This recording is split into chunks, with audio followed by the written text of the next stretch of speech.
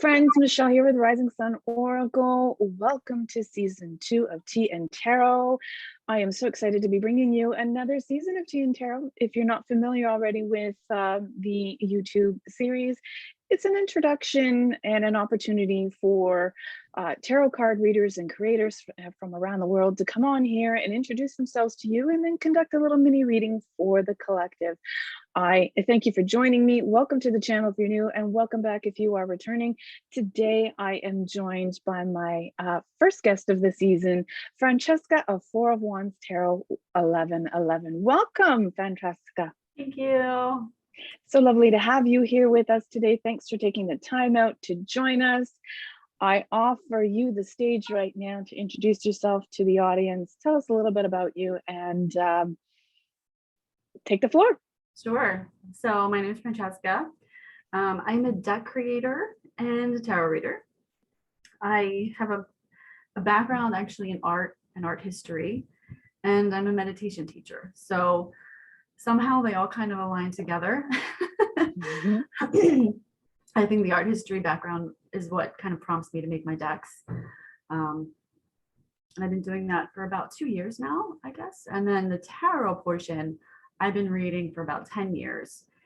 I didn't really get into it, offering it to clients outside of my friend group really, until about 2 years ago as well. And I guess one other thing that I do psychometry readings. So I read the energy, and basically I can pick up things about people from their photos. So I do offer that also as like a little supplement to my tarot readings to clients, because they find that it's helpful to just get a little more information usually. And that's quite interesting. Yeah, it's a different thing, you know. People are always like, what is that? And I think that it really all just kind of started happening, I think 3 years ago. There was an eclipse. It's a weird story, but there was an eclipse, and then like a week later, all of a sudden I would see a photo and I would just feel like an overwhelming sense of emotion, and I would just know things about that person. And it was like, nah, I'm being crazy, you know, but people just kept confirming. So over time, I kind of developed that skill and incorporated it into my tarot practice as well. So would that be fair enough to say that that sort of was your catalyst into walking into this journey? I think so. I think it was, honestly, just because it showed me that I had, you know, a strength and what that strength actually was really tapping into the energies behind why people do what they do. So I tend to tap into, you know, more of the fear-based stuff. And, you know, I don't really do channel messages. I think that in a way I channel things through photos instead. That's my channeling. And it did kind of catapult me into tarot, because I had more confidence, I think, at that point to really offer that to other people and kind of display that through tarot as well. So definitely a good jump off point, I think, for me. Would you say that would help you? I know that off camera we were talking about your deck, the Denied Shadows Oracle here. Having that energy and being able to tap into people's energy, were you more so pulling content and channeling messages and putting it into the deck? So for Denied Shadows, that really is based on the energetic dynamic of the twin flame journey, really. And I got a lot of that information, just the background info, from a text, actually, the Twin Flame Sacred Keys by Leora. I think you can get it on Amazon still, but it took me like a year to get that book, because she passed away many years ago and took all of her content offline. So that was only offered to her clients. And it took me years to get that text, to get my hands on it.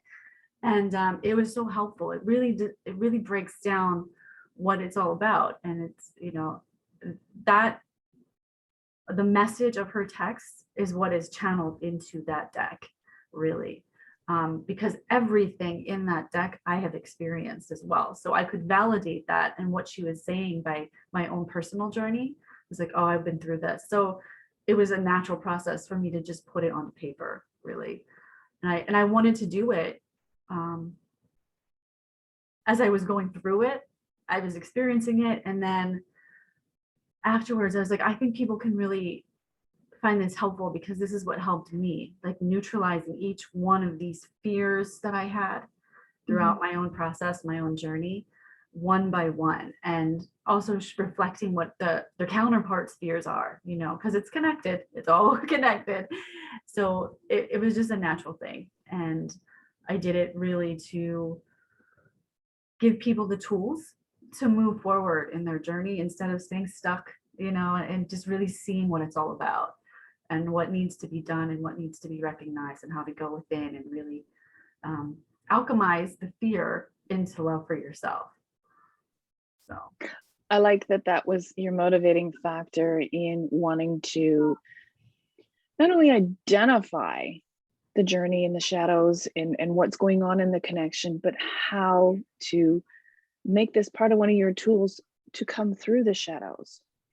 There tends to be hesitation in facing shadows when really at the end of the day, you're getting to the root of the issues, and it's an opportunity for someone to grow and change and shift. So thank you for creating such a beautiful piece of work for us.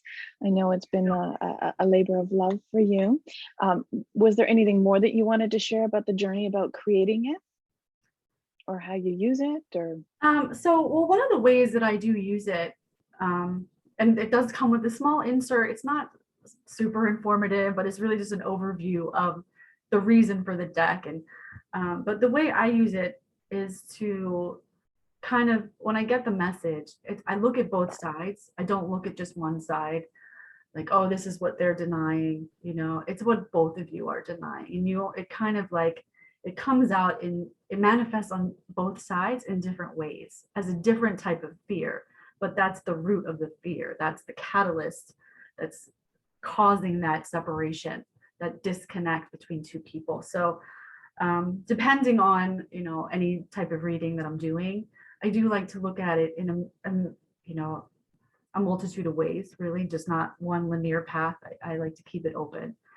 And that way, you know, it gives people a larger perspective. So, you know, if you're not just, because some people, you know, they won't resonate. You know, you get the marriage card and they're like, well, they're not married. I'm not married. But, you know, maybe the other person has a fear of marriage. Maybe you have a fear that they're going to get married, you know, so you have to kind of expand the way you look at things. But again, they are denied shadows. So it's the things that you're not seeing. A lot of these things that are on here are unconscious fears. So it's hard to see, you know, and when it comes up, it really challenges people to dig deep. Like you need to go deep and see like, what is this triggering in you? Instead of being like, well, that doesn't apply to me. I don't have kids. Well, maybe you're afraid you're never going to have kids, or you're not going to have kids with them. You know, there's a lot of different angles that you can approach with it. So that's how I use the deck and how I encourage other people to use the deck. Just be open-minded and allow your intuition and higher self to really come through when you use it to tell you what that trigger is. If you feel an energetic response in any type of way, like if you feel something like a trigger or like a gut feeling, that's fear-based energy. And that means that you are triggered by something on that card. So beautiful. Would you like to take this opportunity right now to showcase the deck and do a little mini read for the collective today? I would love to. Yeah. I conveniently have it right behind me. So again, for all of you who are watching, it is the Denied Shadows Oracle by Francesca of 4 of Wands Tarot 1111. I can't shuffle today, of course. I've got my cat on my lap. I'm like the queen of multitasking right now. All right, this one will fly out. So we have, so the first card, and hopefully I can weave all of these 3 cards together, but we have gratitude. So being thankful, having appreciation for what is. So as something that we deny, it's about not being grateful for the moment that we're in.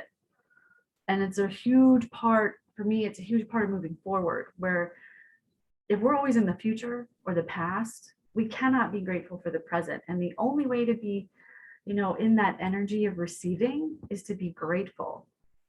So this is something that a lot of people may struggle with at this point, because you may be seeing the negative aspects of your connection or the negative aspects of what's going on around you in the world, whatever is going on with you. But it's about being grateful in the moment for what you do have, and really, seeing where you may not be applying that. So let's pull another card.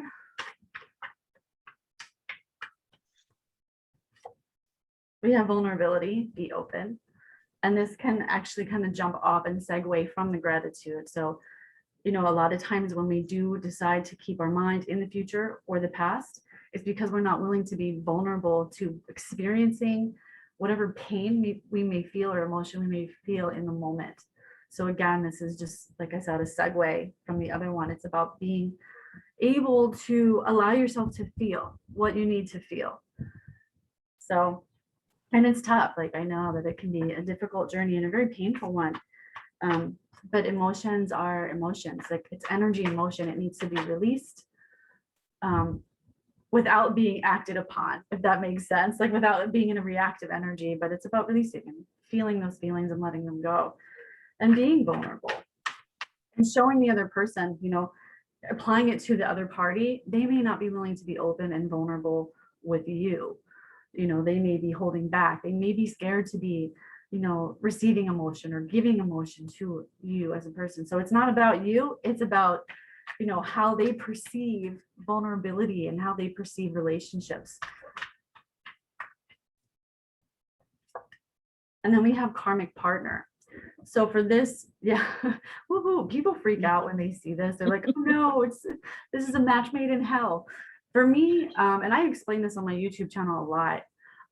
This is my own personal belief, but I think that you've got twin flames and you've got soulmate connections, and soulmates fall on a spectrum. You've got these amazing soulmates that you may wind up with, that they're really helping you grow.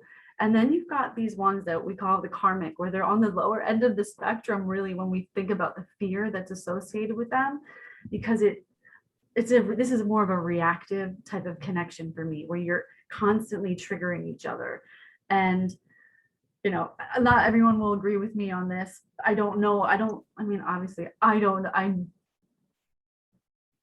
know for sure, but this is my own perception. But I think that these types of relationships are there for a purpose. You've made a soul contract with this person, and they're there to literally help you grow. But it's really about going inward with these people. It's about, not staying focused on like the could be, would be potential romance. It's about seeing what is going on and acknowledging, okay, this person is triggering me. They're making me react. How do I change myself?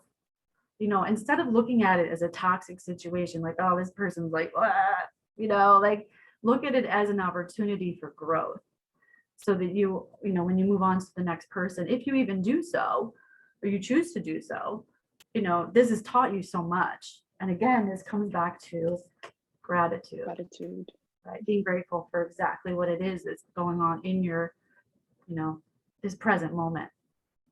So that's what I can tell people. That was a beautiful read, and I think so timely for the collective. I thank you so much for sharing with us, Francesca.